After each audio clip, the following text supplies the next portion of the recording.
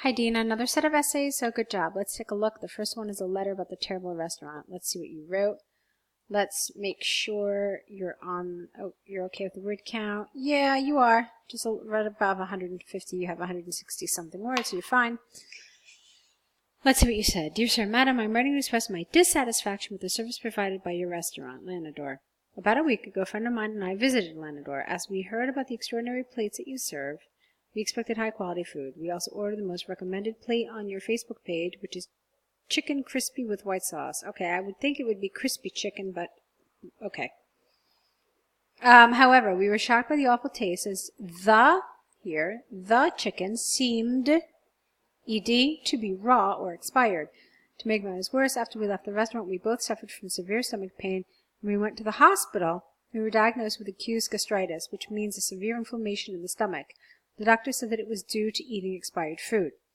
As a result of this, I would like you to return our money, get rid of back. We either say give something back or return, but not both.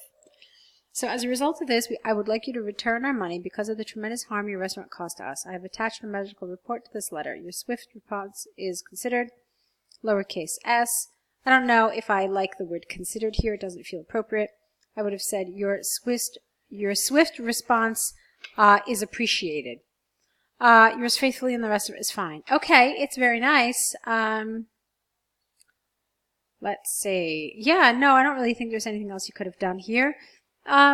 You might have wanted to mention one other problem with the restaurant.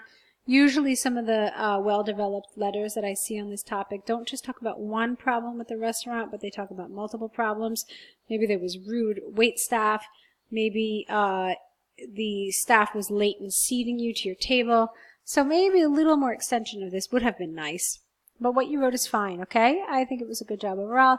But again, just extending maybe a little bit further would have been a good thing to do. All right, on the whole, well done, though. So let's take a look at your essay. Okay, so here's your task 2. Let me just do a really fast word count. You're fine, 282 words. Let's see what you said. This is one about business hours, so here's what you wrote. It is common in a number of regions around the world for stores to stay open. Get up. So get rid of that and say stay open with no ed until late night hours. Personally, I strongly believe that this approach brings about detrimental effects for both these shops' workers and the neighborhood around. Okay, fine. To begin with, although the marketplaces which stay open until late working hours may provide services to shoppers, they usually cause more harm to dwellers of these places. We don't start sentences with because, so careful, all right? Let's change it. Let's look at it, though. You could have said as those residents may be. You should have written 2 words here. Separate them into 2, not maybe, which means something different. But may, the modal verb, and then the verb be.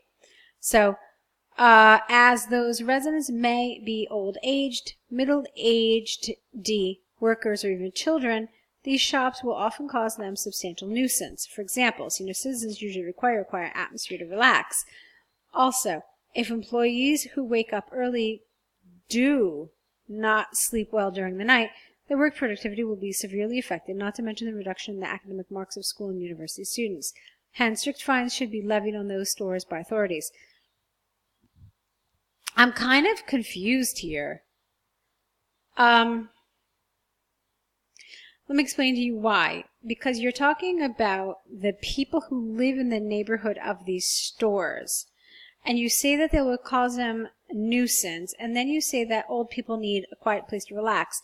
So what is your implication here? That these stores don't allow people to relax? Are you implying that shops make noise that doesn't allow people who live in the area to rest or to unwind? So that's not clear. So I have question marks here, and you definitely don't want that. You want your logic and your reasoning behind your ideas to be clear, so that there's no question mark on the part of the person reading it. So I felt like there was definitely something missing here in this paragraph as far as information is concerned. Like, why do you think these people would suffer?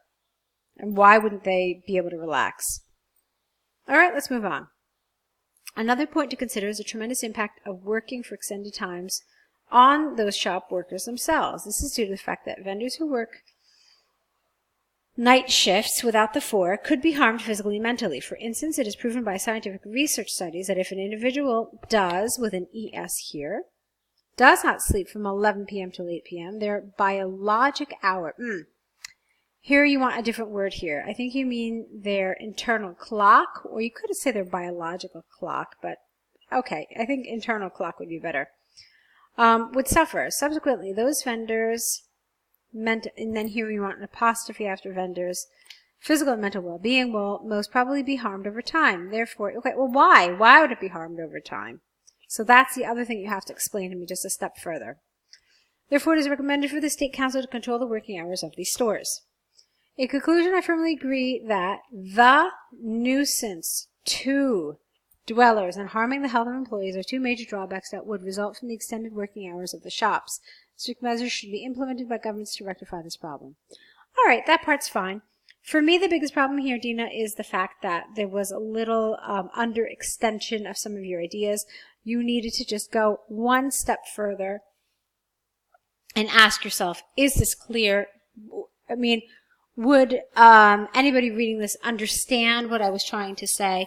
You really sometimes want to lay out your ideas so clearly as if you're talking to even a child. So you just have to really take the reader, or for your purposes now, the examiner, and just say, this is step A, step B, step C, step D, step E. Even though it might seem very obvious to you, you still have to go to that step and really lay everything out as clearly and as openly as possible. Like I said, even if it feels ridiculous, you might be thinking, oh, well, come on, isn't it obvious?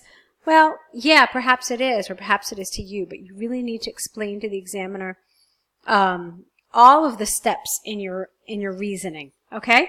I hope that makes sense. The good news is that a lot of this was nicely written. Everything is really well controlled as far as the template is concerned, as far as the structure. Everything is, well done. Like I said, it was just a couple of areas that really needed a little further extension. That for me is the issue with this essay. All right? Go ahead and correct these, return them back to us, and let's see what you write in your next set. Okay? Then let's see how we can go about rectifying these issues. Good luck.